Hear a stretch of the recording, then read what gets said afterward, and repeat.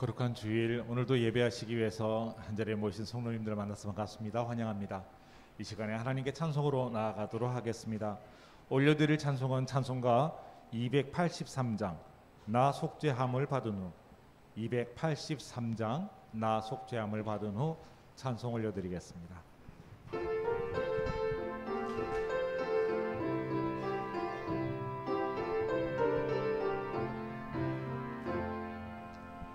나 속죄함을 받은 후 한없는 기쁨을 다해하릴 수 없어서 늘 찬송합니다.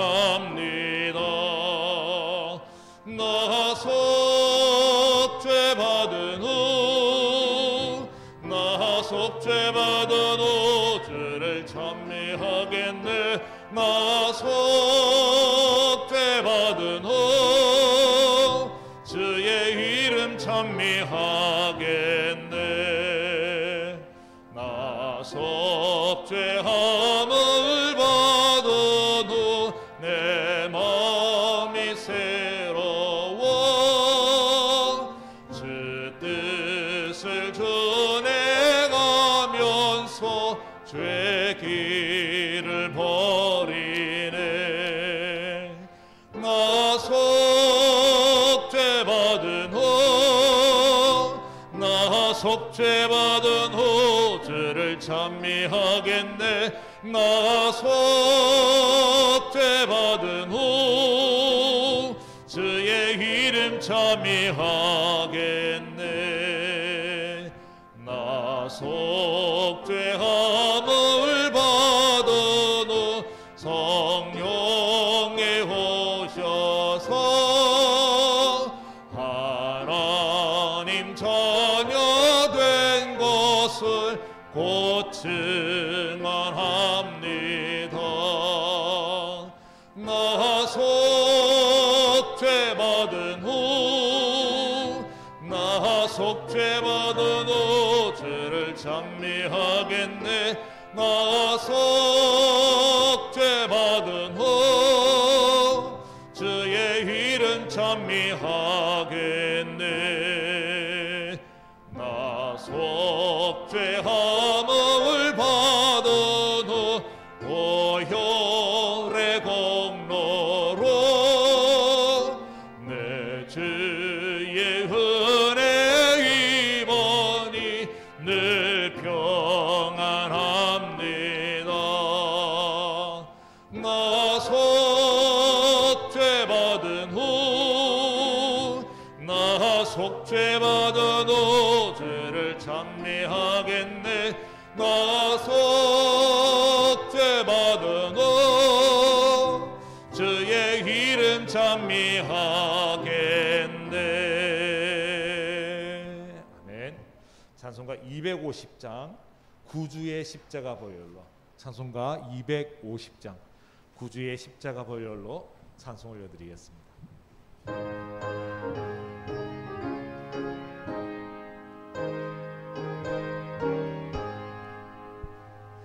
구주의 십자가 보혈로 죄 씻음 받기를 원하네.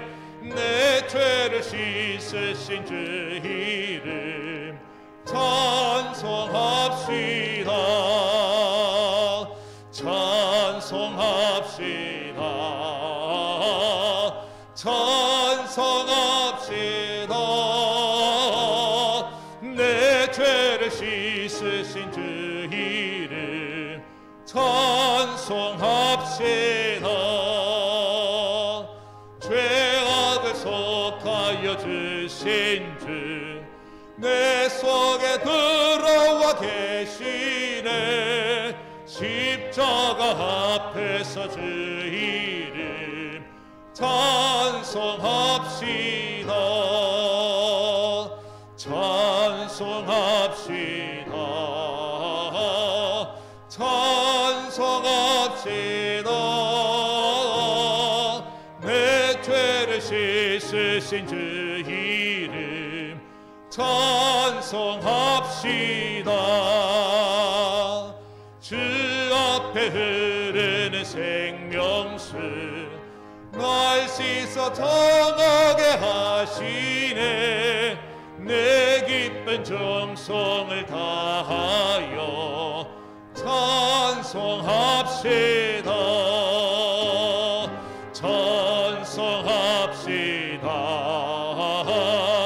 찬송합시다. 내 죄를 씻으신 주 이름 찬송합시다. 내 주께 회개한 영혼은 생명수 가운데 젖었네. 흠없고 순전한 주 이름 찬송합시다. 찬송합시다. 찬송합시다. 내 죄를 씻으신 주 이름 찬송합시다. 아멘. 찬송가 132장입니다. 주의 영광 빛나니. 찬송가 132장 주의 영광 빛나니 찬송하시겠습니다.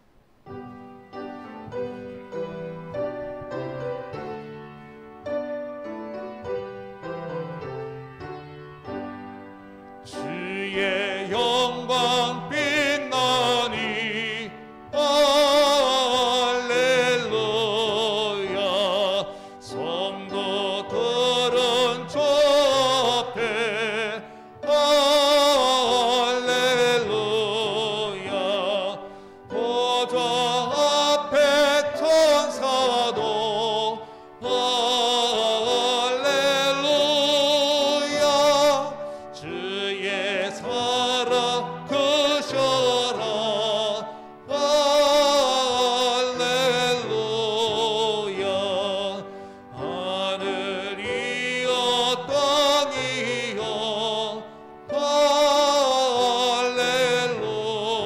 할렐루야. 주의 기사 전하라. 할렐루야. 만물 들어 영원히 할렐루야. 서로 화답하여라. 할렐루야. 주의 은혜 넘치니 할렐루야. 주의 섭리 놀라워 할렐루야. 주의 역사 크셔라. 할렐루야. 주의 사랑 한없네. 우리 3절 다시 하시겠습니다. 주의 은혜 넘치니 할렐루야. 주의 섭리 놀라워 할렐루야. 주의 역사 크셔라. 할렐루야. 주의 사랑 한없네. 할렐루야.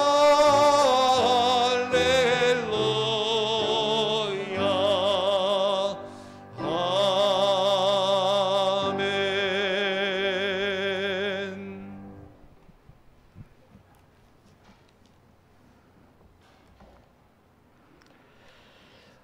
이제 시간이 되었으므로 우리가 함께 일어나셔서 우리 마음과 뜻과 정성 모두어서 우리 하나님 앞에 예배 드리겠습니다.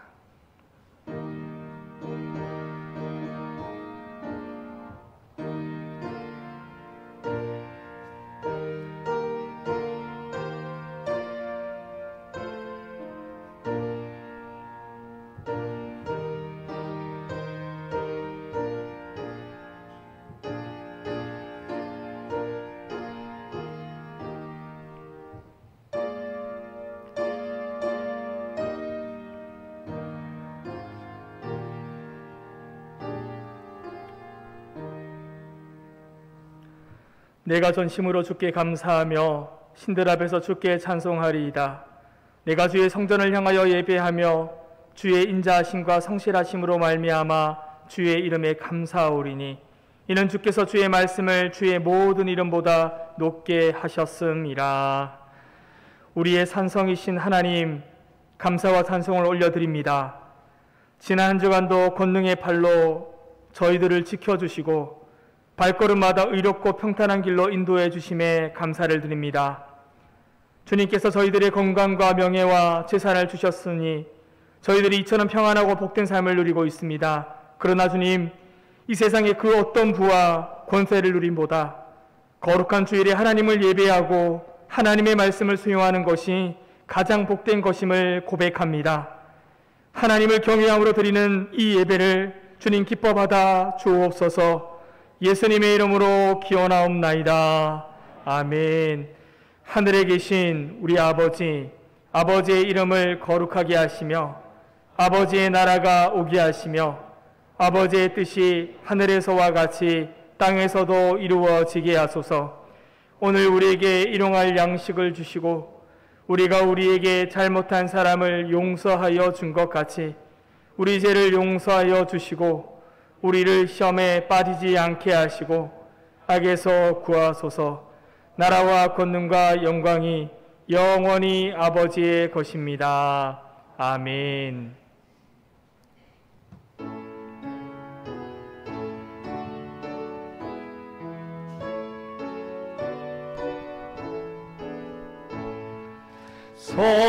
성도여 다 함께 할렐루야 아멘. 주 찬양하여라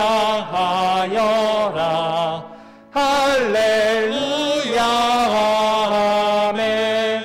주 보좌 앞에서 택하신 은혜를 다 찬송하여라 할렐루야 아멘. 만문을 열어라 할렐루야 아멘. 온 하늘 울려라 할렐루야 아멘. 인도자 되시며 친구가 되신 주 그 사랑 끝없다 할렐루야 아멘. 주 찬양하여라 할렐루야 아멘. 찬양은 끝없다 할렐루야 아멘. 거룩한 집에서 주 은총 기리며 늘 찬송 부르자 할렐루야 아멘.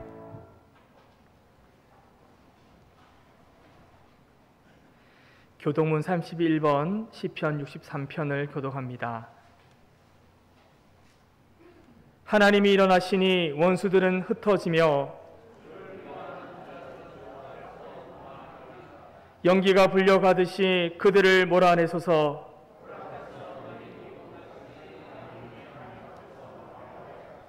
의인은 기뻐하여 하나님 앞에서 뛰놀며 기뻐하고 즐거워할지어다. 하늘을 타고 광야에 행하시던 이를 위하여 대로를 수축하라.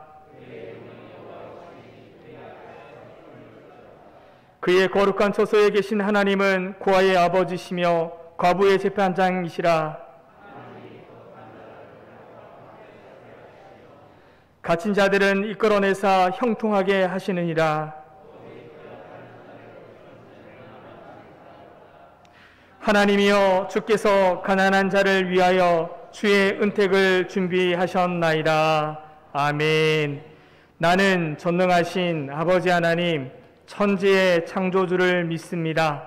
나는 그의 유일하신 아들 우리 주 예수 그리스도를 믿습니다. 그는 성령으로 잉태되어 동정녀 마리아에게서 나시고 본디오 빌라도에게 고난을 받아 십자가에 못 박혀 죽으시고 장사된 지 사흘 만에 죽은 자 가운데서 다시 살아나셨으며 하늘에 오르시어 전능하신 아버지 하나님 우편에 앉아 계시다가 거기로부터 살아있는 자와 죽은 자를 심판하러 오십니다. 나는 성령을 믿으며 거룩한 공교회와 성도의 교제와 죄를 용서받는 것과 몸의 부활과 영생을 믿습니다. 아멘.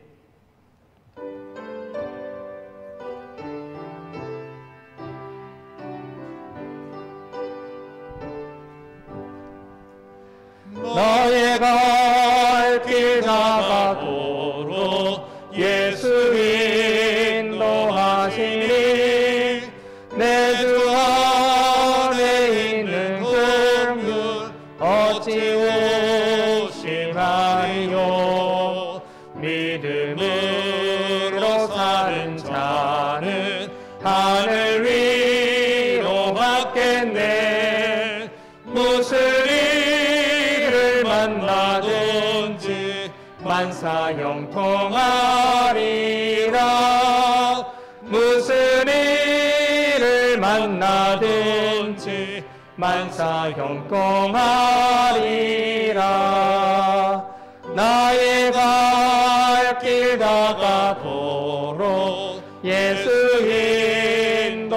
인도하시니 어려운 일 당한 때도 족간이 내주시네. 나는 심히 고단하고 영혼 매우 가라나. 나의 앞에 반석에서 샘물 나게 하시네. 나의 앞에 반석에서 샘물 나게 하시네. 나의 갈 길 다가도록 예수 인도하시니 그의 사랑 어찌 큰지 말로 할 수 없도다. 성령 감화 받은 영혼 하늘 날아갈 때에 영영 부를 나의 찬송 예수 인도하셨네. 영영 부를 나의 찬송 예수 인도하셨네. 아멘.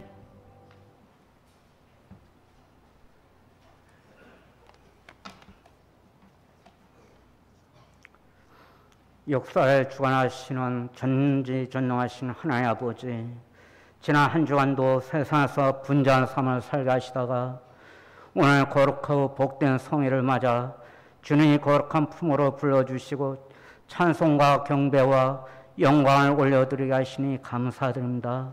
암탉이 병아리를 날개 아래 품어 보호하듯이 저희들 눈동자같이 지키시고 사랑하시며 하나님 자녀로 살아갈 수 있도록 매일 필요한 은혜를 내려주시니 감사드립니다. 오늘 드리는 예배에 성령께서 임재하셔서 저희들 온 마음을 다 바쳐 영과 진리로 신령한 예배를 드리게 하시며 하나님과 깊은 만남이 있는 산 예배가 되어 지치고 상한 심령이 위로받고 몸과 영혼이 온전히 회복되는 은총을 베풀어 주옵소서. 코로나19 등으로 어려운 상황 가운데서도 모든 성도들이 예배에 생명을 거는 참된 예배자로 거듭나게 하시며 성공전 예배로 삶이 변화되는 역사가 일어나게 하여 주옵소서. 저희들의 죄를 대속하시기 위하여 예수 그리스도께서 십자가를 지시고 보혈을 흘리셨지만 저희들은 세상에 세상의 즐거움에 빠져 하나님을 잊어버리기도 하였고 힘들고 지쳐 하나님의 자녀답게 살지 못할 때가 많았습니다. 늘 유교과 세속의 관점을 벗어나지 못하고 세상의 헛된 욕심에 이끌려 살아왔으며 선을 행하는 것이 옳은 일인 것을 알면서도 행하지 못한 것을 이 시간 고백하오니 모든 죄를 깨끗이 씻어주시고 불쌍히 여기시어 용서하여 주옵소서. 우리 나라와 민족을 불쌍히 여기시어 모든 죄악된 길에서 돌이켜 창조주 하나님께 나와 죄를 자복하게 하시고 모든 교회 성도들이 민족 구원을 위하여 주어진 사명 능력 있게 감당할 수 있도록 성령 충만의 은혜를 부어 주옵소서. 모든 유정자들이 하나님을 경외하며 국정을 잘 이끌어갈 수 있도록 지혜를 주시고 정치, 경제, 사회 등 각 분야가 안정되고 남북이 하루빨리 복음으로 평화 통일이 이루어져 모두가 잘 사는 더 부강한 나라가 되어 하나님께 영광을 돌리는 민족이 되게 하여 주옵소서. 삶을 피폐하게 만드는 코로나19가 완전히 소멸되게 하시고 일상이 회복되게 은총을 베풀어 주옵소서. 차별금지법, 평등법, 건강가정 기본법 등 하나님이 창조 질서를 무너뜨리려고 하는 동성애 관련 법이 국회에서 통과되지 않고 처리되도록 국회의원들의 마음을 주장하여 주옵소서. 저희 대성교를 이곳에 세워주시고 지금까지 힘들고 어려운 때마다 인도해 주신 하나님의 은혜에 감사드립니다. 저희 대성교가 죄악이 가득한 이 시대에 주님이 도구로 쓰임받기를 원합니다. 의인 10명이 없어 멸망당한 소돔과 고모라처럼 반송지역과 세상 사람들이 멸망당하지 않고 구원받도록 늘 깨어 증인된 사명을 잘 감당하여 주님은 오시는 날 칭찬받는 교회가 되게 하여 주옵소서.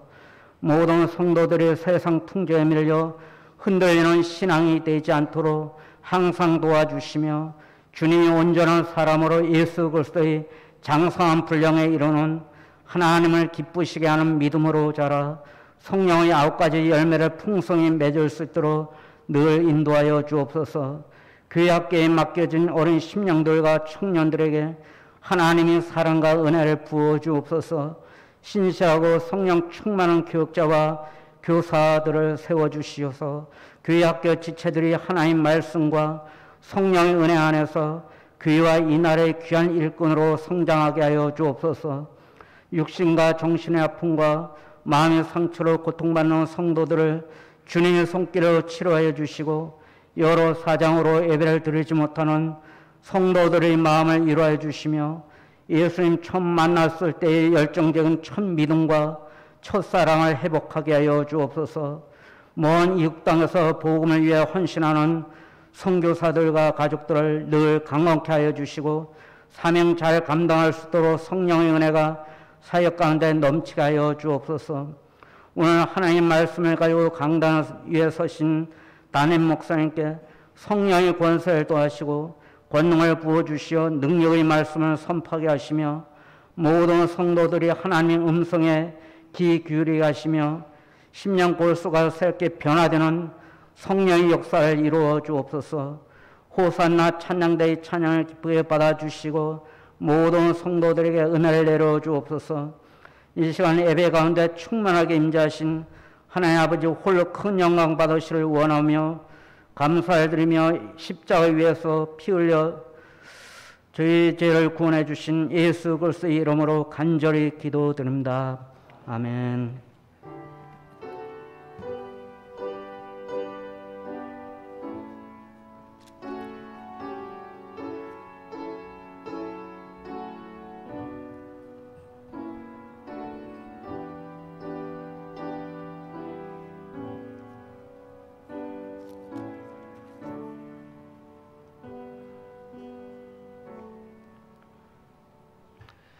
오늘 주신 하나님의 말씀은 신약성경 고린도후서 12장 1절에서 10절의 말씀입니다. 신약성경 299면에 있는 고린도후서 12장 1절에서 10절의 말씀입니다. 1절부터 10절의 말씀을 한 절씩 교독하시겠습니다. 무익하나마 내가 부득불 자랑하노니 주의 환상과 계시를 말하리라.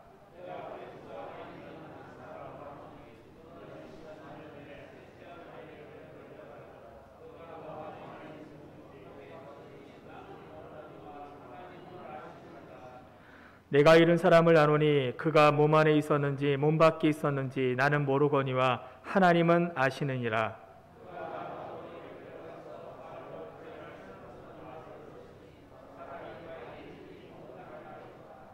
내가 이런 사람을 위하여 자랑하겠으나 나를 위하여는 약한 것들 외에 자랑하지 아니하리라.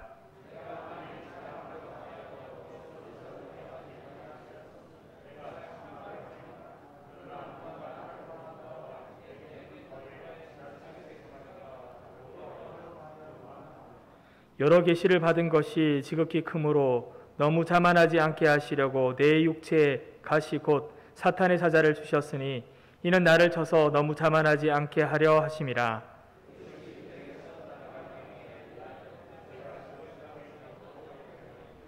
나에게 이르시기를 내 은혜가 내게 족하도다. 이는 내 능력이 약한 데서 온전하여 짐이라 하신지라. 그러므로 도리어 크게 기뻐함으로 나의 여러 약한 것들에 대하여 자랑하리니 이는 그리스도의 능력이 내게 머물게 하려 함이라. 그러므로 내가 그리스도를 위하여 약한 것들과 능력과 궁핍과 박해와 공고를 기뻐하노니 이는 내가 약한 그때에 강함이라. 아멘. 이 시간 호산나 찬양대에 하나님 앞에 찬양으로 영광 돌리겠습니다.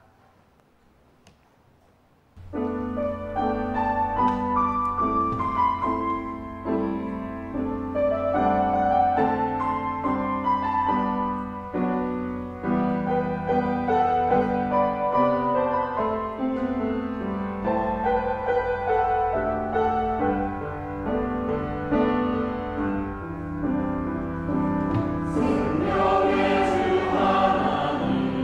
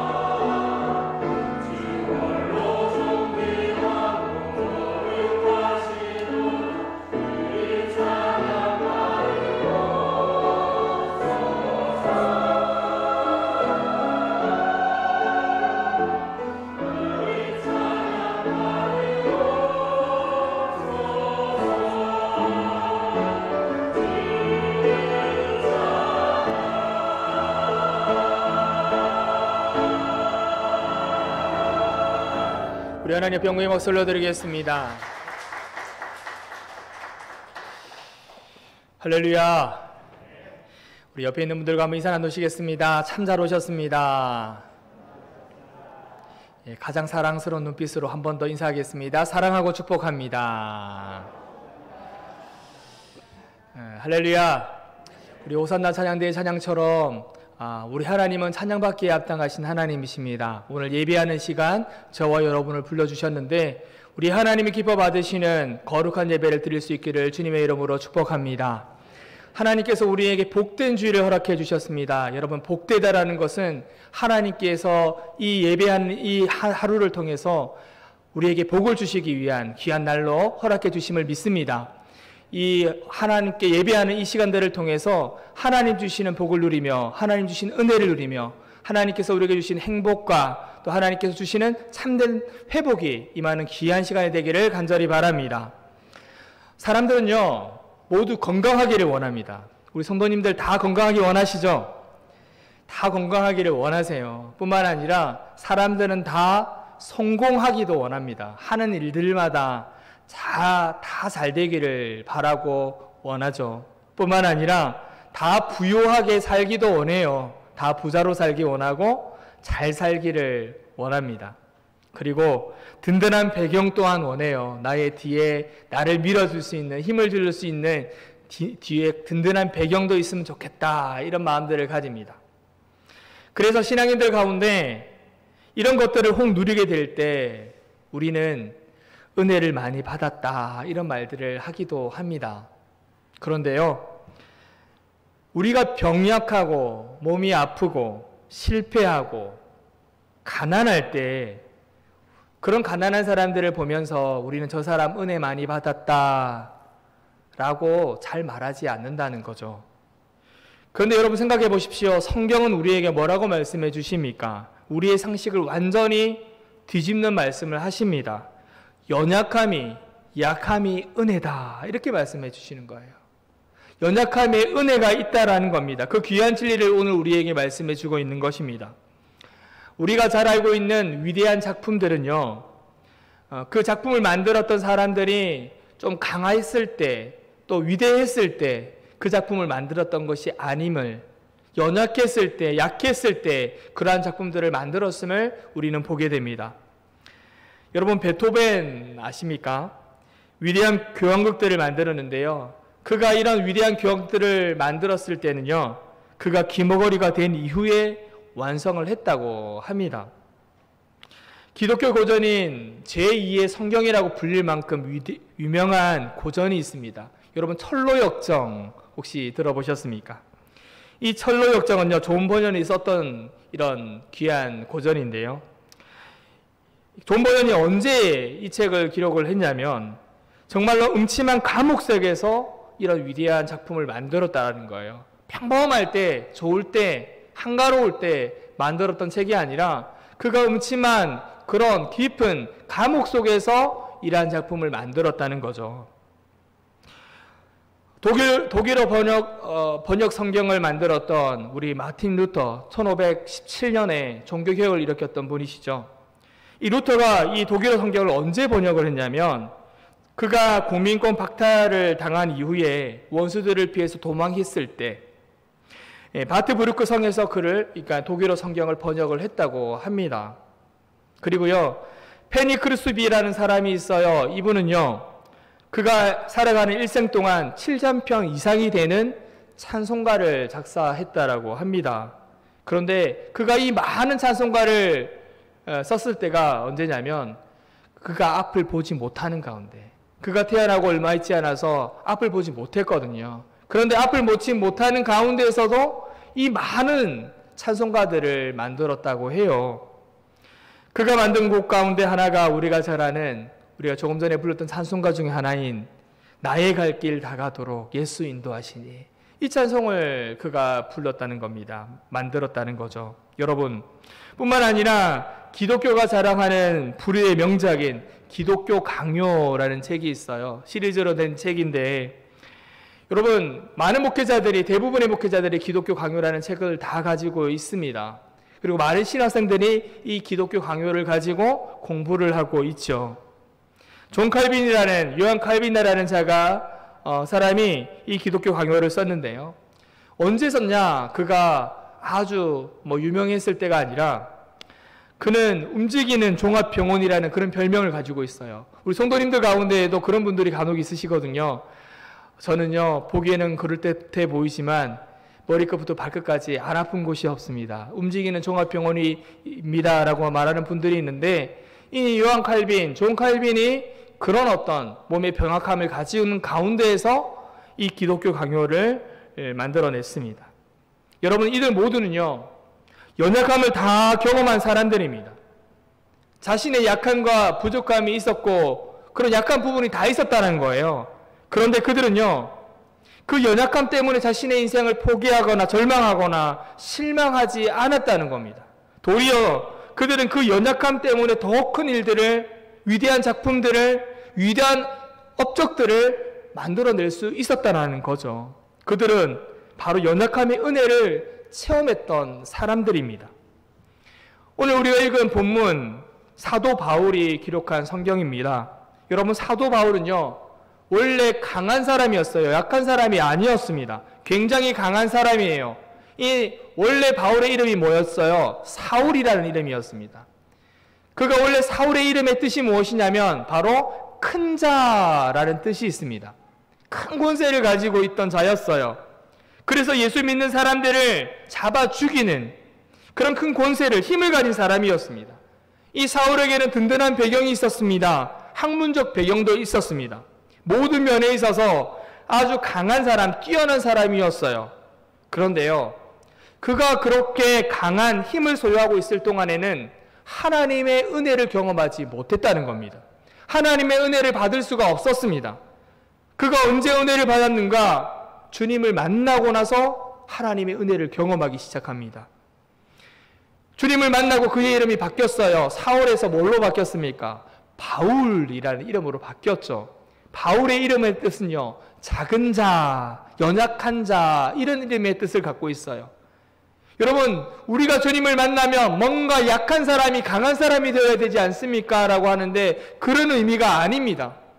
여러분, 바울은요, 작은 자, 자신은 작은 자입니다, 연약한 자입니다 라고 고백을 하는 거예요. 오늘 함께 말씀을 나누기를 원합니다. 원래 바울은요, 예수님을 믿는 사람들을 다 잡아서 옥에 가두고 잡아 죽이려고 이제 다메섹으로 가는 중에 부활하신 예수님을 만나는 거예요. 부활하신 주님을 만났을 때 말 잔등에서 떨어집니다. 그리고 눈이, 큰 빛을 통해서 눈이 어두워져요. 그래서 사람들이 끌려서 갈 수밖에 없었고, 그가 주님을 만난 이후에 이제는 주님을 전하는, 복음을 전하는 사람이 되었죠. 이전에는 많은 믿는 사람들을 다 핍박하고 잡아 죽이려 했는데 이제는 도리어 그가 복음을 전하는 사람이 되었고, 많은 사람들에게 핍박을 당하였고 고통을 받았습니다. 감옥에도 여러 차례 옥살이를 하면서 매도 수없이 맞았다고, 고통당했다고 성경은 증언하고 있죠. 고난과 어려움을 당했습니다. 뿐만 아니라 바울은요, 육체적인 연약함 또한 가지고 있었어요. 못 고칠 질병을 가지고 있었다는 겁니다. 얼마나 괴로웠던지, 그의 표현에 의하면 말뚝을 깎아서 온몸을 찌르는 것 같은 그런 괴로움을 받았다고 했습니다.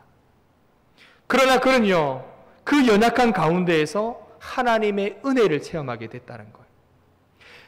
바울이 사울이었을 때, 그가 강했을 때, 힘이 있었을 때 하나님의 은혜를 체험한 것이 아니라 그가 약했을 때, 연약해졌을 때, 그때 하나님의 은혜를 체험했다는 사실입니다. 그래서 그는요, 자신의 모든 연약함을 하나님의 은혜로 해석하는 거예요. 이게 중요합니다. 자신의 약함, 자신의 연약함을 하나님의 은혜로 여겼다라는 거예요. 어떤 점에서 그는 하나님의 연약함을 은혜로 여겼습니까? 첫 번째는 그는 자신의 연약함은 하나님의 은혜가 머물러 있도록 해주는 안전장치로 해석을 했던 거예요. 7절 말씀, 우리 아래 말씀을 같이 보도록 하겠습니다. 같이 읽겠습니다. 시작. 여러 계시를 받은 것이 지극히 크므로 너무 자만하지 않게 하시려고 내 육체의 가시 곧 사탄의 사자를 주셨으니 이는 나를 쳐서 너무 자만하지 않게 하려 하심이라 라고 했어요. 여러분, 바울은 자랑거리가 정말 많은 사람입니다. 그의 학문, 그의 배경, 그의 가문, 많은 뒷배경들이 있었던 사람이 바울이었어요. 그리고 그가 예수님을 믿고 난 뒤에도요, 여러 가지 영적 체험들을, 오늘 읽은 말씀처럼 체험들을 많이 했던 사람입니다. 그가 기록한 성경, 우리 신약 성경이 총 27권이 있죠. 27권 가운데 바울이 썼던 성경이 13권입니다. 그 절반의 성경을 바울이 썼던 것이죠. 뿐만 아니라 그가 소아시아 지역을 두루 다니면서 선교 여행을 하면서 그가 세운 교회가 여러 교회입니다. 선교사로서, 훌륭한 목회자로서 많은 사람들한테 존중과 덕망을 받은 사람이 바울입니다. 그의 업적들을 볼 때요, 그는 얼마든지 우쭐거릴 만한, 어깨에 힘을 줄 만한 사람이었습니다. 교만할 수 있는 충분한 이유를 가질 만한 사람이었죠. 그런데요, 바울은 교만하지 않았습니다. 남들보다 더 죄인이라고 그랬고 남들보다 더 약한 자라고 이야기를 합니다. 왜요? 바울에게는 가시가 있었거든요. 바울에게는 연약함, 약함이 그에게 있었다는 겁니다.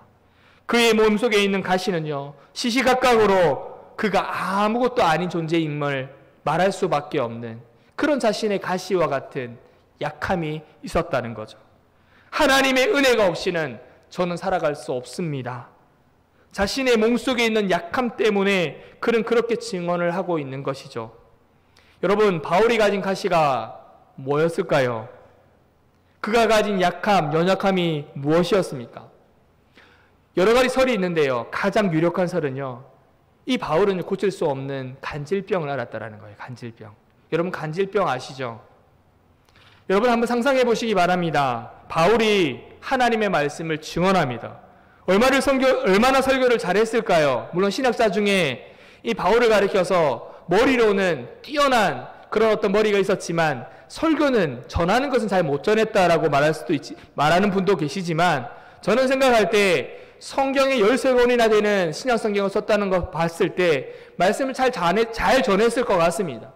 말씀을 전했을 때 얼마나 많은 성도들이, 회중들이 은혜를 받았을까요? 예배가 마치고 설교가 마치고 많은 성도들이, 회중들이 바울을 우러러봅니다. 대단하게 여깁니다. 지나갈 때면은 은혜 많이 받았습니다 라고 칭찬하고 그를 환대해 줄 겁니다. 그런데요, 몇 걸음 지나지 못하여서 그의 입에 거품을 물고 쓰러지고 발작을 합니다. 그런 사도 바울을 한번 상상해 보십시오. 그 상황이 얼마나 좀 그랬을까요? 제가 2013년도에 YM이라고 예수전도단에서 선교단체에서 1년 정도 선교 훈련을 받았던 적이 있습니다. 그때 저희 팀에 있던 간사님이 계셨는데요. 남자 간사님이세요. 지금은 목사님이 되셔서 목회를 하고 계신데, 그 목사님이 이 간질병을 앓았던 거예요. 그래서 제가 6개월 동안 같이 훈련을 받으면서 아침마다 예배를 같이 드리고 묵상을 하고 영적인 훈련들을 받는데, 그 6개월간의 기간 속에서 이 간사님이 여러 차례 예배를 드리는 도중에, 식사하는 도중에 거품을 물고 쓰러지는 현장들을 너무나 많이 보게 되었습니다. 물론 그곳에 모인 50명이 되는 선교단체 훈련생들은 다 목회자이기도 하고, 그리고 하나님의 사역을 하기 위한 헌신된 사람들이기 때문에 우리 간사님을 위해서 같이 기도해 드리고 아무렇지 않게 했지만, 동일하게 우리들의 마음속에는 안타까운 마음들이 있었어요. 사람은 누구나 연약함이 있고 약함이 있잖아요. 교회들 가는 곳곳마다 그런 연약함을 가진 분들이 간혹 있으시기도 하십니다. 시간이 지나서 그분이 일어섭니다. 그분이 일어섰으면서 우리를 바라볼 때에도 뭔가 모를 안타까운 마음들을 느끼게끔 되었습니다. 여러분, 바울이 이런 연약함이 있었다고 생각해 보십시오. 그의 마음이 어땠을까?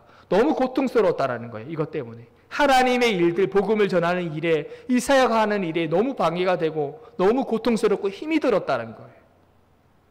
그런데요, 그런 사도 바울은요, 자신의 그 가시와 같은 이 연약함 때문에 뭘 깨닫게 되냐면, 자기가 아무것도 아니라는 거.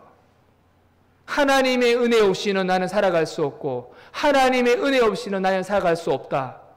이 고백을 그가 하고 있다라는 겁니다. 바울은 이런 자신의 연약함 때문에 교만하지 않을 수가 있었던 거예요. 자만하지 않을 수가 있었다는 겁니다. 그래서 이 모든 것이 하나님의 은혜임을, 하나님 없이는 불가능합니다, 저는 아무것도 아닙니다, 하나님이 하신 것입니다 라고 고백하는 거죠.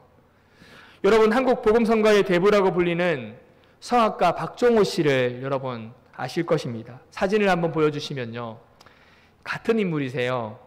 덩치가 조금 크실 때는 젊었을 시기였고, 조금 지금 이제 나이에서 지긋하게 계신 분은 현재의 모습이라고 할 수가 있죠. 아마 신앙생활 오래 하신 분들은 다 이분에 대해서 아실 겁니다. 우리가 잘 아는 찬양 중에 하나님의 은혜라는 찬양이 있잖아요. 나를 지으신 이가 하나님, 이렇게 부르는 노래, 찬양. 이 찬양을 우리 박정호 우리 장로님께서 부르셨죠. 지금 장로님이시거든요. 부르셨거든요. 이 찬양뿐만 아니라 시편 23편 같은 그런 많은 성도들에게 찬양으로 울림과 감동을 주셨던 그런 분이십니다. 이 박정호 장로님은요, 세계적인 성악가 조수미 씨 여러분 아시죠? 조수미 씨와 고등학교와 서울대 성악가 동기였습니다. 대학 시절만 했어도 세계적인 테너가 될 것이라는 기대를 한몸에 받았던 분이 이 박정호 장로님이십니다. 엄청난 이 음악적인 소질을 가진 음악 대가였습니다. 그런데 그가 이탈리아 로마로 유학 가기 한 달 전에 그때 하나님을 만난 거예요. 전후에 많은 간증의 이야기들이 있겠지만 다 줄여보면 주님을 만나고 나서 성악의 길을 포기하고 복음 가수가 되기로 그는 다짐을 하는 겁니다. 그는 하나님을 찬양하는 음악이 세상의 그 어떤 음악보다 뛰어나다라는 것을 보여주고 싶었답니다. 그때부터 박정호 장로님은요, 세계적인 성악가로서의 길을 버리고 찬양 사역자의 길을 걸어갑니다. 30년 동안 전 세계를 누비며 다니면서 찬양 사역을 합니다. 세상적인 노래가 아닌 하나님을 찬양하는 사역자가 되어서 정말 모든 나라들마다 불림을 받고 찬양 사역을 하고 집회를 하면서 간증을 하면서 공연을 하게 되었습니다. 전 세계 수많은 크리스찬들에게 이 박정호 장로님의 이름은 알려졌습니다. 널리 이름은 알려졌어요. 그런데 2016년도에 큰 위기가 왔습니다. 간경화로 거의 간 기능을 상실했고 간암 말기 진단을 받게 된 거예요. 이런 청천벽력 같은 소식에 이 박정호 장로님은요, 하나님께 따지듯 물었다고 합니다. 하나님, 왜 나에게 일이 일어납니까? 세상의 노래가 아니라 하나님을 찬양하는 사역자로 섬겼는데 왜 나에게 이런 원망을 하는 거예요? 그 힘든 시간 속에서는요, 이 박정호 장로님의 간증을 들어봤을 때 정말 이렇게 말하는 거예요. 그 당시에는 하나님이 어디에도 안 계신다라고 생각했답니다. 30년 동안 사역을 하고 하나님을 믿고 헌신했는데 자신에게 이 큰 병을 알았을 때 이 장로님은요, 하나님이 안 계신다, 하나님이 계신다면 이렇지 않을 거다, 이렇게 원망을 한 거예요. 당시 의사들도 이 박 장로님께서 알았던 이 병 고칠 수 없다고, 이제 간 이식 수술도 성공할 확률이 너무 낮다고 시한부 인색을 받은 거죠. 근데 전후 이야기를 생각하면 어쨌든 박 장로님은 살아가고 싶어서, 살고 싶어서 간 이식 수술을 하기로 합니다. 근데 그 간 이식 수술을 누가 하느냐? 그의 두 딸이 하기로 결정을 한 거죠. 사진에 보는 것처럼 박 장로님은요, 등치가 굉장히 컸었거든요. 그래서 1kg 이상의 간 이식이 필요했다고 합니다. 그래서 두 딸의 간을 떼어 붙여서 이식하는 것으로 결정을 했고, 살아있는 두 사람의 간을 붙여서 이식하는 수술은요, 그 당시만 해도 세계적으로 유례가 없는 것이었다고 해요. 그런데 다행히 막내딸인 간이 커서 막내딸 간만으로도 수술이 가능하게 되었다라고 합니다. 오랜 수술 끝에 하나님의 정말 은혜로 수술이 잘 되었고 결국 회복하게 되었어요. 박 장로님께서는요, 그가 이제 깨어나고 그가 이런 말을 했다고, 눈물을 흘리며 이런 말을 했다고 해요. 자식을 위해서 죽을 수 있는 게 부모의 마음인데 자기가 살겠다고 딸을 잡아먹는 이 아비의 심정이 참 참담하다, 이런 말들을 했답니다. 이 박 장로님은 건강이 회복되었고요, 지금은 하나님 주신 건강이 유지되는 동안 끝까지 하나님을 찬양하고 사역하는 가는 교회마다 집회마다 하나님의 살아계심을 증언하고 또 간증하는 그런 귀한 사역들을 지금도 하고 계십니다. 여러분, 저는 잘 모르겠지만 이 박장로님께서 가진 가시와 같은 이 아픔이 없었다면 얼마든지 그분은 교만에 빠질 수 있는 그런 분이시지 않을까 생각해 보았습니다. 음악적 소질이 전 세계적인 수준이었습니다. 전 세계 크리스찬들에게도 인기를 얻었고요, 명성을 얻었던 분이세요. 하지만 그에게 연약함이 찾아왔기 때문에 다시금 하나님의 은혜, 이 하나님의 은혜를 간증하며 겸손하게 부를 수 있었던 것은 아니겠습니까? 사랑하는 여러분, 우리의 연약함은, 우리의 약함은 교만하지 않고 겸손히 살 수 있는 그런 안정장치가 된다는 거죠. 여러분의 연약함은 무엇입니까? 건강의 문제입니까? 인간관계의 문제입니까? 물질의 문제입니까? 환경의 문제입니까? 우리에게는 모두 하나님께서 주시는 연약함들, 약함들을 다 가지고 있습니다. 그러나 괜히 우리를 괴롭게 하기 위해서 그런 연약함을 주시는 하나님이 아니시라는 사실을 여러분 기억할 수 있기를 바랍니다. 오히려 그 약함 때문에, 연약함 때문에 우리가 절대로 교만하지 않도록, 절대로 주님을 떠나가지 않도록 하기 위해서 그런 안전장치로 우리에게 연약함을 허락해 주셨다는 사실을 여러분 믿으시기를 바랍니다. 사람마다 다 큰 소리를 칠 때가 있습니다. 자신이 잘하는 것 앞에서는 다 큰 소리를 쳐요. 누구든지 그렇게 합니다. 자신이 이 부분에서 잘 아니까 사람들 앞에서 큰 소리를 칩니다. 그런데요, 어떤 대목에만 이르면 힘이 쫙 빠지는 그런 부분이 각자에게 다 있다는 거죠. 딴 것은 다 자신 있는데 그 부분이 오기만 하면 큰 소리 치지 못하고 고개가 절로 숙여지는 그런 연약함들이 다 있다는 겁니다. 그런 연약함들이 왜 우리에게 있는 것인가? 사도 바울은요, 그런 부분이 하나님의 은혜를 더욱더 체험하게 하고 나를 겸손하게 하기 위한 하나님의 안전장치라고 그는 해석하고 있는 거예요. 받아들이는 거예요. 자신이 가진 가시, 이 질병은 나를 겸손하게 만들고 교만하지 않게 만드는, 하나님 곁에 붙들림 되게 만드는 하나의 안전장치다라고 그는 이야기를 하는 것입니다. 성도 여러분, 하나님은 우리 연약함을 통해서 우리를 겸손하게 만드십니다. 그 연약함을 통해서 하나님의 은혜 속에 있도록 해주시는 것입니다. 우리가 연약함이 없으면 제멋대로 내 마음대로 살아갑니다. 교만해져 빠져 살아갑니다. 그것을 막기 위함인 거예요.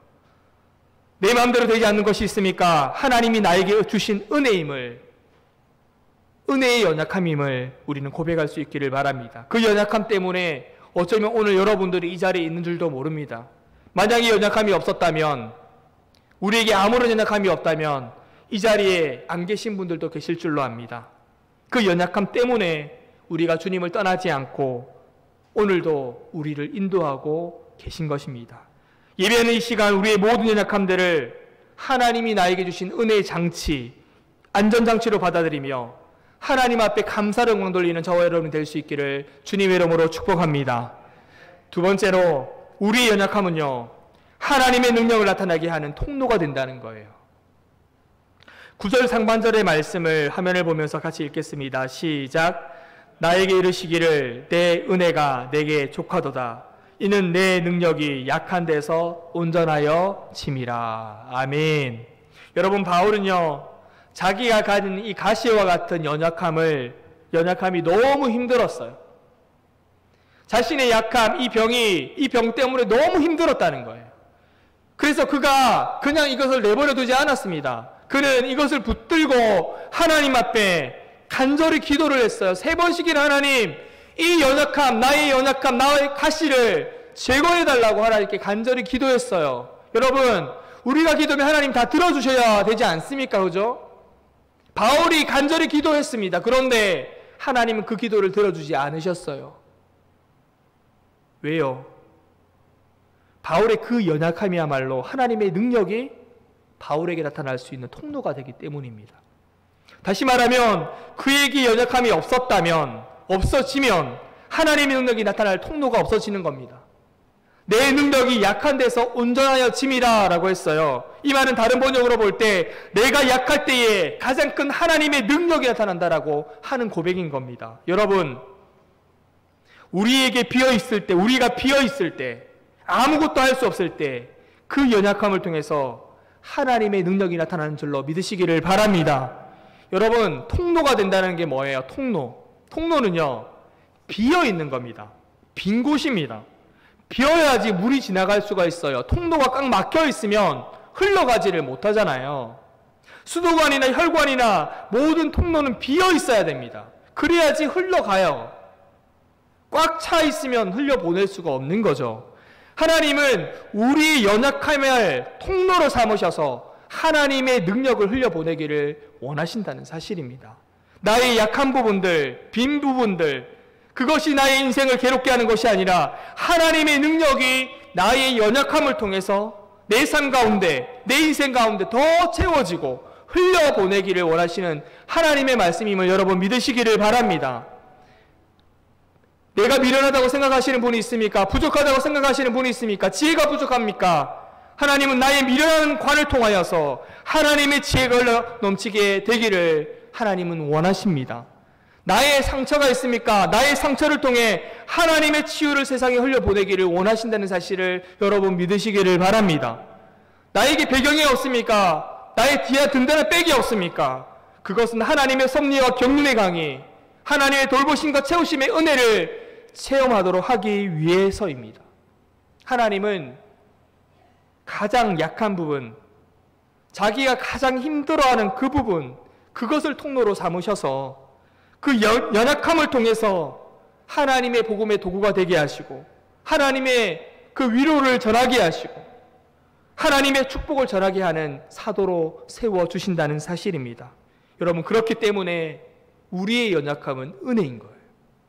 우리의 약함은 은혜입니다. 우리의 연약함은 통로입니다. 우리의 약함을 통해서 하나님의 능력이 흘러감을 여러분 믿으시기를 바랍니다. 하나님은요, 각자에게 주시는 재능이 있잖아요. 강점이 있어요. 이 강점들을 통해서도 하나님이 사용하십니다. 물론 우리가 잘하는 것들을 통해서도 하나님이 일하세요. 그러나 이 강한 것들만이 아니라 우리의 약한 것들을 통해서도 하나님이 일하심을 여러분 믿으시기를 바랍니다. 우리의 가장 약한 부분을 통해서 하나님이 일하세요. 영국의 유명한 신학자 이 마이어 박사가 이런 말을 했습니다. 우리는 하나님이 사용하시기에 너무 강한 사람들이다. 무슨 말일까요? 우리는 하나님이 사용하시기에 너무 강한 사람들이다. 사람들은요, 자신의 지식과 자신의 지혜와 자신의 계략으로 그렇게 살아가는 거예요. 하나님을 의지하지 않고 하나님의 능력을 붙들지 않고 기도하지 않고 살아가기 때문에 하나님의 능력이 흘러갈 수 없다라는 것을 지적하는 말입니다. 성도 여러분, 다시 여쭈어 봅니다. 여러분의 약함은 어디입니까? 여러분이 비어있는 것은 어디입니까? 하나님의 능력은 나의 빈 부분을 통로로 삼아 내 삶 속에 또 다른 사람들 속에 흘러 넘치기를 원하신다는 사실을 여러분 기억할 수 있기를 바랍니다. 구약 성경에 사사기에 보면요, 에웃이라는 사람이 나오죠. 그는 오른손을 못 쓰는 왼손잡이 에웃입니다. 당시 왼손잡이라는 것은 장애와 같았어요. 하지만 하나님께서는 그의 연약함을 통해서 하나님의 백성을 구원하는 역사들을 이루어 가시는 겁니다. 사사 중에 기드온도 아시죠? 여러분, 기드온은요, 연약한 사람입니다. 가장 작은 지파의 가장 작은 자가 바로 기드온이에요. 그런데 하나님은 강한 자를 들어 쓰신 게 아니라 가장 작은 지파의 가장 작은 자인 이 기드온을 사용하셔서 하나님의 놀라운 역사를 이루어 가신다는 거예요. 어떤 일들을 이루셨습니까? 미돈 군사 113만 5천 명을 이 기드온과 300명의 용사로 그들을 무찌르는 대기적을 이루어 주셨다는 거예요. 에웃이 그랬습니까? 기드온이 그랬습니까? 아니요. 하나님은 그들을 통해서 하나님의 능력으로 행하셨다는 거예요. 그들은 보잘것 없었습니다. 연약합니다. 부족합니다. 그러나 하나님이 그 연약함을 통해서 하나님이 사용하셔서 하나님의 놀라운 역사를 이루셨다는 것입니다. 하나님의 능력은 연약함을 통해 나타납니다. 우리의 연약함이 하나님의 능력이 나타나는 통로가 된다는 사실을 여러분 기억할 수 있기를 주님의 이름으로 축복합니다. 한 가지만 더 살펴보면요, 우리 연약함은 그리스도의 능력이 머무는 장막터가 된다는 거예요. 9절 하반절의 말씀을 제가 읽어드립니다. 그러므로 도리어 크게 기뻐함으로 나의 여러 연약한 것들에 대하여 자랑하리니 이는 그리스도의 능력이 내게 머물게 하려 함이라 했어요. 그리스도의 능력이 내게 머물게 하려 함이라. 뭐가요? 연약함이 그렇다라는 거예요. 그리스도의 능력이 나의 약한 부분에 장막처럼 머물게 된다는 겁니다. 몇 년 전부터요, 한참 유행하는 것이 캠핑이 유행했죠. TV에 보통 뭐 캠프 이런 게 많이 나오잖아요. 여러분, 캠핑을 하면 텐트를 치잖아요. 성도 여러분들 가운데에도 텐트를 잘 치시는 분들이 있으리라 생각되는데 저는 잘 못 칩니다. 그런데 이 텐트를 치는 것도 요령과 방법이 있잖아요. 근데 텐트에 보면 항상 뭘 해야 되냐면 마지막에 못을 이렇게 박아야 되는데, 생각해 보십시오. 단단한 바위와 같은 딱딱한 곳에 못이 박힙니까? 안 박히잖아요. 못이 박히는 부분들을 찾아야 되는 거예요. 연약한 부분을 찾아서 못을 박아야지 훌륭한 텐트가 치지게 되는 겁니다. 마찬가지로 우리의 연약한 부분, 그 부분에 하나님께서는요, 하나님의 장막, 천막을 치시기를 원하신다는 거예요. 튼튼한 곳, 딱딱하고 견고한 것, 교만하여서 자신이 잘하는 곳에 하나님께서 능력의 장막을 치시는 것이 아니라 우리의 약한 부분, 부족한 부분, 그 빈약한 부분에 그리스도의 능력이 머물 수 있는 하나님의 귀한 장막들을 허락해 주신다는 것입니다.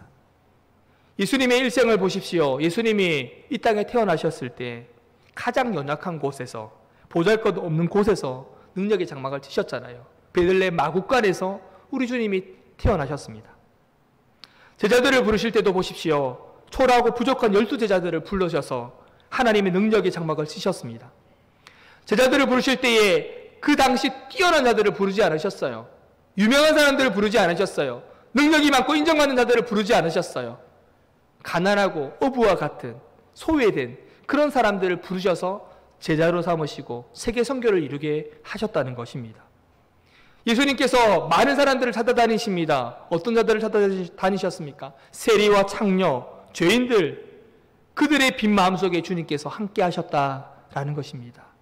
여러분, 우리 주님께서는 약한 자를 들어 사용하셔서 강한 자를 부끄럽게 하신다. 성경은 말씀해 주고 있습니다.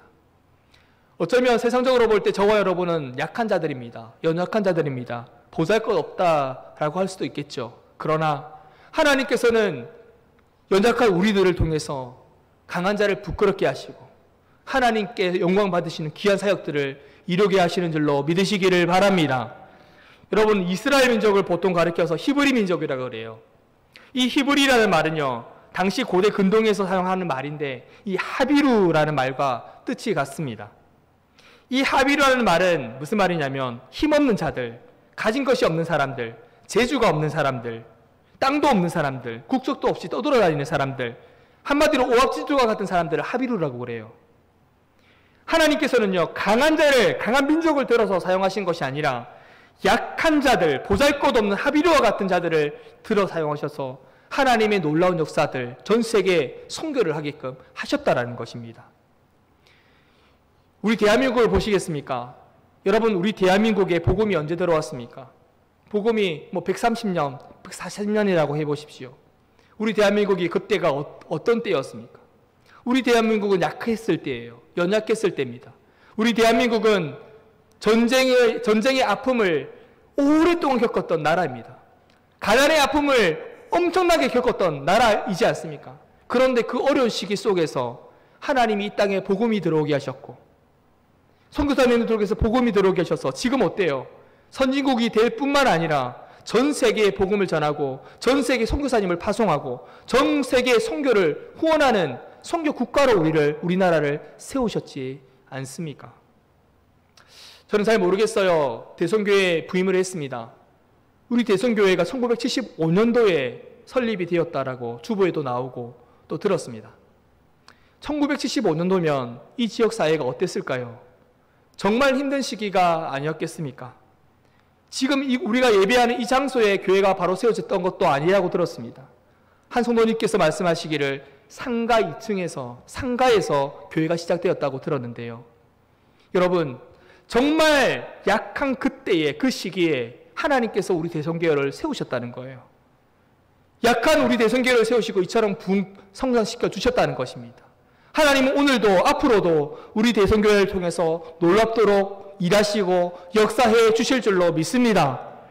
우리 교회만 머물러 있는 것이 아니라 우리 교회를 통해서 이 지역 사회와 이 민족과 이 부산 땅과 세계 열방에 선교하는 교회로 하나님께서도 앞으로도 계속해서 사용해 가 주실 것을 믿습니다. 하나님은 약한 것을 사용하셔서 강한 자를 부끄럽게 하시는 그 구원의 역사를 이루시는 하나님이십니다. 고린도전서 1장 26절과 27절을 제가 한번 읽어드리겠습니다. 형제들아, 너희를 부르심을 보라. 육체를 따라 지혜로운 자가 많지 아니하며 능한 자가 많지 아니하며 문볼 좋은 자가 많지 아니하도다. 그러나 하나님께서 세상의 미련한 것들을 택하사 지혜 있는 자들을 부끄럽게 하려 하시고 세상의 약한 것들을 택하사 강한 것들을 부끄럽게 하려 하시며 라고 했습니다. 할렐루야. 하나님은 지혜 있다, 힘이 있다, 강하다 소리치는 자들에게는요 주님이 머무실 자리가 없습니다.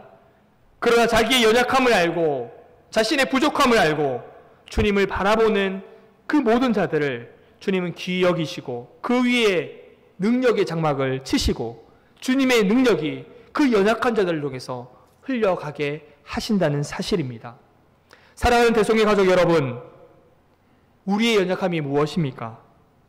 바울이 가진 가시 같은 연약함이 여러분에게는 무엇입니까?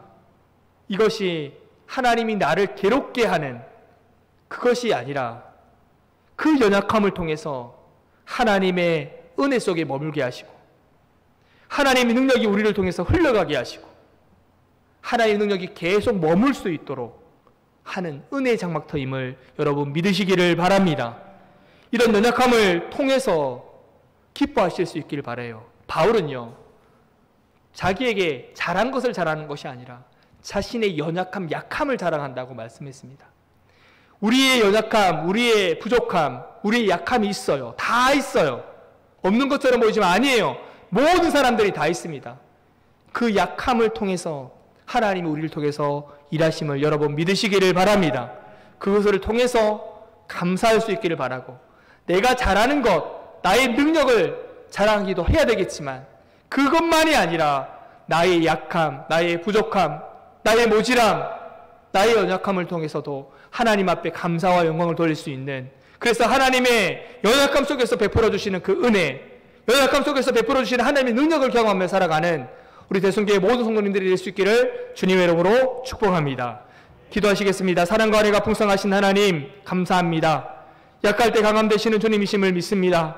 우리에게도 연약함을 주셨습니다. 약함을 주셨습니다. 그러나 하나님, 이 약함이, 연약함이 우리를 괴롭게 하기 위한 약함이 아니라 하나님의 능력이 드러나기 위한 연약함임을 우리가 고백하며 알며 하나님의 은혜를 생각하며 감사로 영광 돌리게 하시고 또 우리의 삶 속에서 그것을 인정하며 하나님, 내 연약함을 통하여서 하나님의 은혜가 흘러감을, 하나님의 능력이 흘러감을 우리가 고백하며 체험하며 살아갈 수 있는 우리 대성에 있는 모든 성도들이 될 수 있도록 아버지 하나님 함께하여 주시옵소서. 살아계신 예수님의 이름으로 기도드립니다. 아멘. 우리가 하나님의 은혜를 생각하면서 힘있게 찬송 부르겠습니다. 하나님의 은혜로 있을 데 없는 자 왜 구속하여 주는지 난 알 수 없도다. 내가 믿고 또 의지함은 내 모든 형편 아시는 주님 늘 보호해 주실 것을 나는 확신히 하네. 왜 내게 굳세 믿음과 또 복음 주셔서 내 마음이 항상 편한지 날 알 수 없네.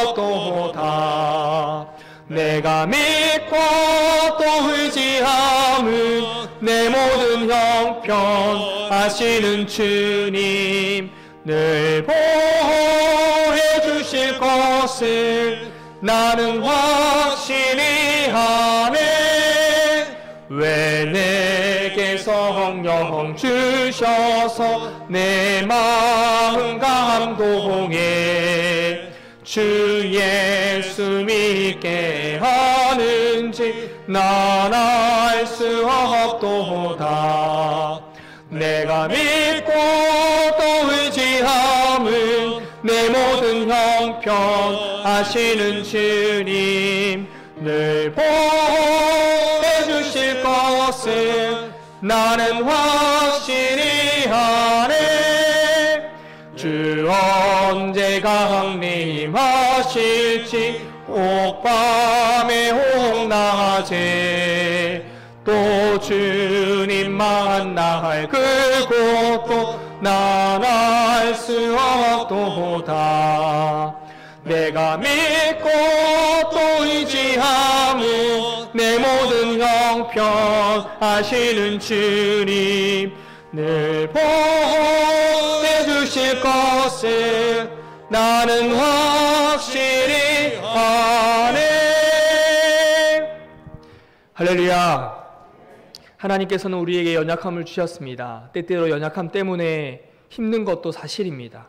그 연약함 때문에 마음이 작아지는 것도 사실입니다. 그러나 여러분, 이 연약함에 은혜가 있음을 여러분 기억하며 그 은혜에 감사할 수 있는 저와 여러분이 될 수 있기를 간절히 바랍니다.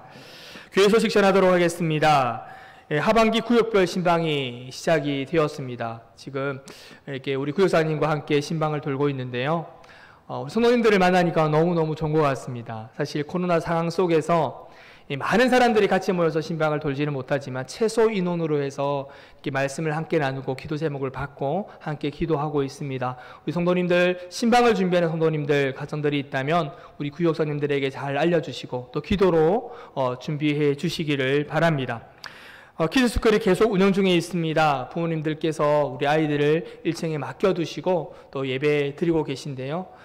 이렇게 예배를 드리는 만큼 하나님 앞에 마음과 정성을 모두어서 하나님 앞에 하나님을 만나는 예배가 될 수 있도록 위해서 예배에 집중해 주시기를 바랍니다.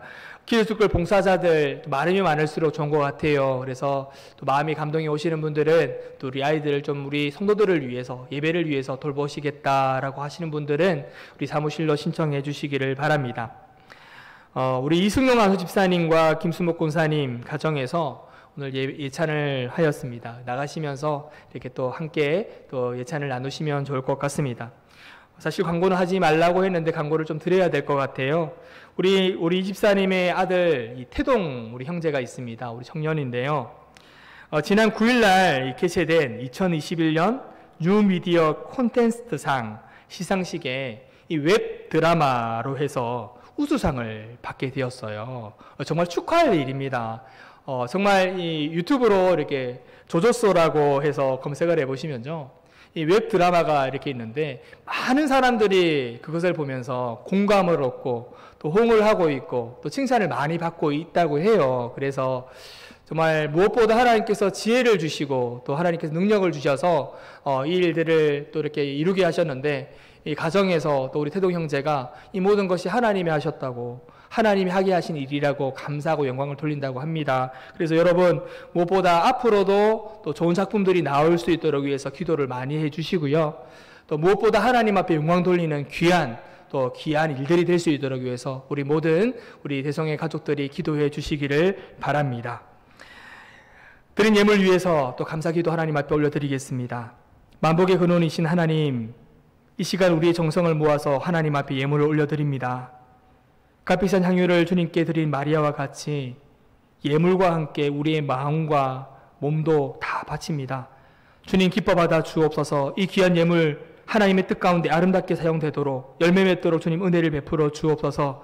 특별히 주님 복음 전파 사명을 감당하는 선교사님들에게 많은 물질과 기도가 흘러가게 하시고 미자립 교회 목사님의 사역에도 충만한 은혜가 우리 대성교회로부터 흘러가게 하여 주시옵소서. 하나님, 몸이 아프셔서 또 정말 질고로 인해서 주님 앞에 나오지 못한 성도들이 참 많이 있습니다. 정말 하나님 몸이 약해 하나님 나오고 싶어도 나오지 못한 성도님들, 하나님께서 은혜를 베풀어 주시고 긍휼을 베풀어 주셔서 하루속히 회복되어서 주님 옆에 나와 예배할 수 있도록 오늘 주신 말씀처럼 약함 속에서도 하나님 아버지 하나님 하나님의 귀한 은혜가 흘러감을 아버지 하나님 삶 속에서 체험하며 경험하며 고백할 수 있도록 하나님께서 능력으로 함께하여 주시옵소서. 우리 이승용 집사님, 김수목 권사님 가정에서 귀한 예찬을 나눕니다. 가정을 지켜주시고 직장 생활 속에서 함께하여 주시며 우리 자녀 이태동 형제가 하는 모든 일 가운데 주님께서 함께하여 주셔서 지금까지도 좋은 결과를 있게 하신 것처럼 앞으로도 하나님의 은혜로 하나님 좋은 결과들이 있게 하시고 또 하나님께 영광되는 귀한 사명 감당할 수 있도록 하나님께서 능력으로 함께해 주시고 지치거나 주저앉지 않도록 하나님 붙들어 주옵소서. 오늘도 주의 몸된 교회를 위해 수고하는 모든 자들을 기억하여 주시고 온 마음과 정성을 다해 봉사하는 자들에게 기쁨과 평안을 주시며 강건케 하여 주시옵소서. 모든 것 감사를 드렸고 살아계신 예수님의 이름으로 기도드립니다. 아멘. 이 시간 다 같이 일어나셔서 우리 파송사장 거룩하게 여섯 사장을 드리면서 세상을 향해 힘있게 나가겠습니다.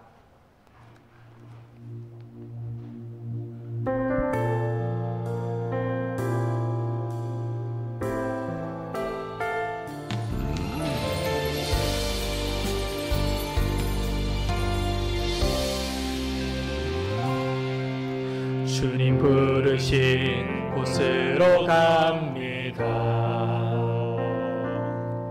주님 주신 말씀 받고 갑니다. 매일 주와 함께 하는 모든 시간 기대하며 갑니다.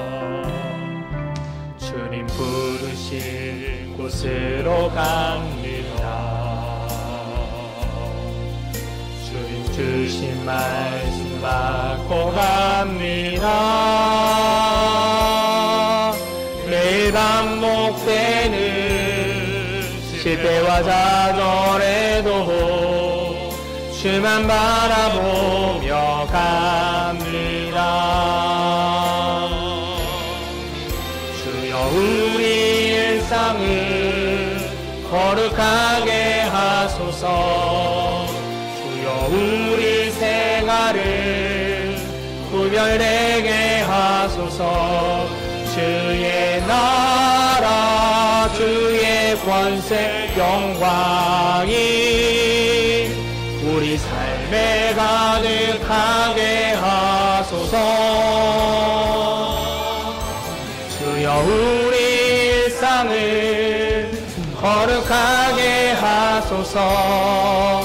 주여 우리 생활을 구별되게 하소서. 주의 나라 주의 권세 영광이 우리 삶에 가득하게 하소서.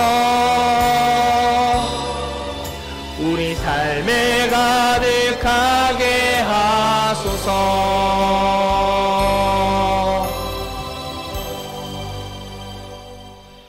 이제는 우리 주 예수 그리스도의 은혜와 하나님의 극진하신 사랑하심과 성령님의 위로 교통 인도하심이 연덕함의 은혜를 알고 교만하지 않고 나의 하나님이 하나님의 은혜임을 고백하며 삶 속에서 주님의 능력을 체험하기 원하는 우리 대성교회 모든 성도들과 가정 위에 지금부터 영원토록 함께 하시기를 간절히 축원하옵나이다.